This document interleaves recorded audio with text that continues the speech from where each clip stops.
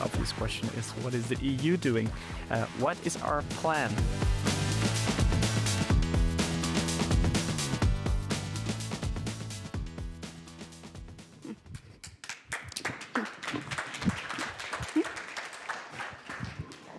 Hi, everyone. Thanks for sticking around.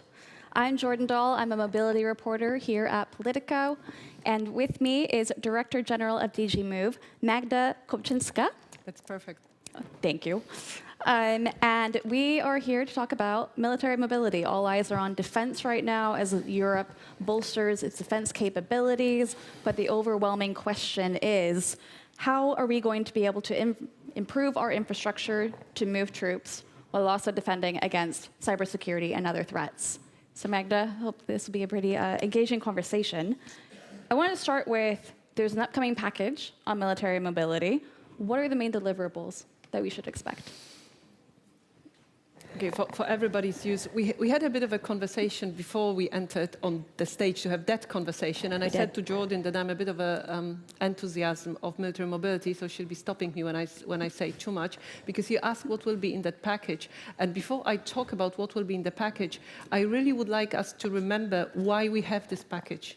Because with the war in Ukraine, military authorities, NATO, came us on several occasions saying, with all that equipment that we have been bringing to the borders of European Union so that it can be brought to Ukraine, we have encountered all sorts of problems and difficulties and bottlenecks, and can you help?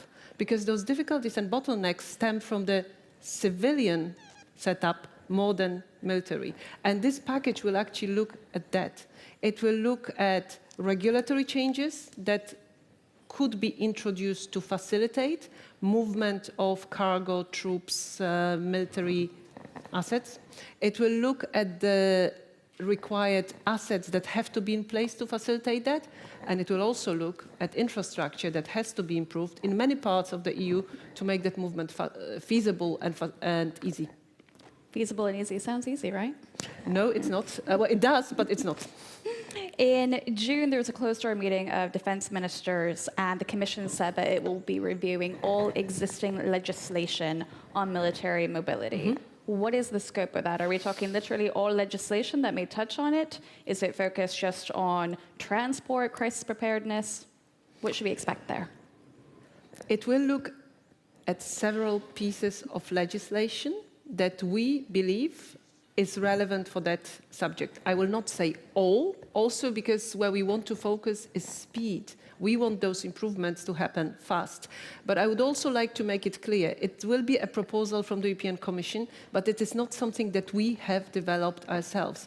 For several months now, we have been discussing between transport and defense ministries of member states, and more importantly with NATO, and even more importantly with the parts of NATO that are responsible for logistics of moving military personnel around.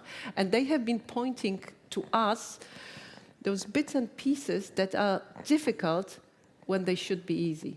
One example we always give, there is a customs form that they are being asked, this military personnel is being asked when they are transporting military goods across the EU. Important caveat, that is often transported by civilian transport means, trucks.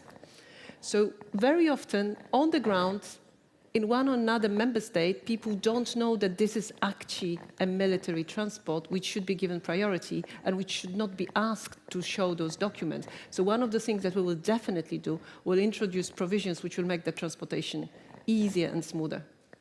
Got it. One thing I want to move to your boss, Mr. Tzitzikostas. Mm-hmm. He, in arguing for the MFF, the upcoming budget for Europe, said that we need $100 billion, or billion euros, excuse me, it's American, to get 500 critical hotspots up to military-grade levels. You got, let's say, I call it 17.5 billion, best case scenario.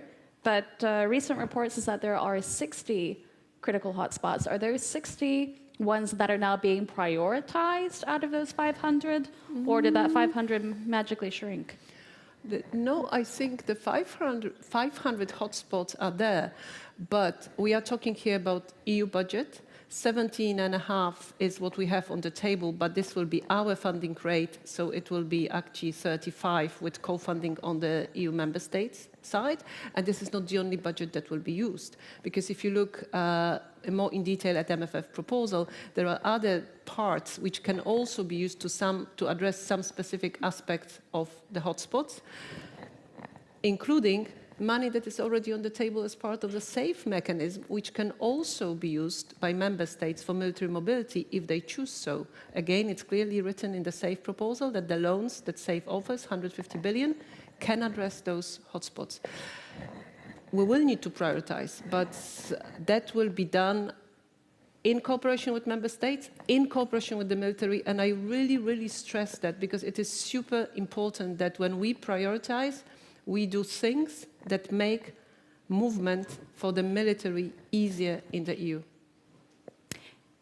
So including SAFE and other parts of the budget then, what is your estimate for how much money we're going to be giving toward military mobility? I am not going to make that estimate, but I would like to remind us that 7 years ago, or whenever we put the proposal for the current multi-annual financial framework, we already then thought about military mobility. We asked for 6.5 billion. At that moment, member states went down to 1.7. It is unfortunate, of course, that we are in a situation where member states realize that military mobility is a real thing. So 17 billion is much more that we have. Will we have it? I don't know. Maybe member states, at the end of the negotiations, they will decide that instead of 17, they want us to have 35.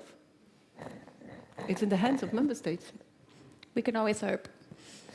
But there is understanding for the importance of military mobility. And the fact that this budget proposal came not as the beginning, but as the end of a long process where we negotiate, well, not negotiate, where we discussed with them those military mobility corridors, which we agreed upon. They are drawn on a map. Member states are convinced that these are the ones where we have to focus. That is a promising signal for me.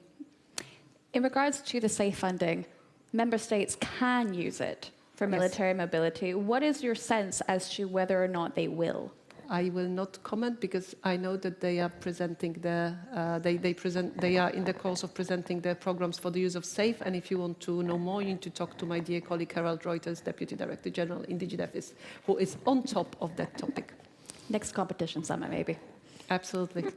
So managing the TENT is still under the scope of DG Move, but more agency is shifting to DG DEFIS, such as the military mobility expert at DG Move. He recently moved over to DG DEFIS. No? Mr. Harald? That's Harald, yes, but he moved there for SAFE. He didn't move there for military mobility. And he moved there because of SAFE, and he is managing SAFE program, and I'm super happy. I shouldn't say that, but there are a few people that are more reassuring for me that would be able to manage that program. And yes, for DG DEFIS, he works on military mobility, but so do we. So this is really one of those occasions when two DGs of the European Commission work together. And I know you will not believe it. I know I may sound non-convincing, but we do work on it together. It is really a joint proposal that will be presented together by two parts of the Commission. And how do you ensure that things don't fall through the cracks? Sorry? And how do you ensure that things don't fall through the cracks with that many cooks in the kitchen? There are two cooks in the kitchen. No? Oh, sorry, three, because External Action Service is the third one. Plus their staffs. But we focus on slightly different things because we take care of the transport dimension of military mobility. You asked at the beginning whether we are looking across all legislation. All the other pieces of legislation that are not transport, this is something what DEFIS works on. Things which may be linked to, I don't know, I'll give you an example. I just need to think what I can say. For example, joint public procurement of defense assets. That is the part that if it's going to make it there, then it is DEFIS' responsibility, not ours. We only have time for one last question. I told you I'm an enthusiast. We appreciate it. There are two consultations on military mobility being held, one by DG Move and the other by DG DEFIS. What is the value add in having two DGs having two different consultations? What are you hoping to get from each of them? I'm going to give the worst possible answer. It actually stems from some organizational things in the system, how pieces of legislation and pieces of communication are drafted. But trust me, we do work on it together. And for everybody who has read those consultations and those requests for evidence, they will know that we are completely complementary and that we are not asking the same questions. Okay. And with that, we actually reach out to a bigger community because, as always, I have my main big group of addressees and stakeholders, and so does Timo Pessonen in DigiDefis. So we just have twice the firepower. Got it. Well, thank you so much for joining me and talking about this really important topic. It is an important you shed topic. a lot of light on the improvements that we're making and things on budget. So I appreciate Thank it. you. And let's talk when the package is out. Yes, let's. We'll have you back. Super. Thank you. And if you guys could remain seated, we're going to have another panel focusing on space coming up.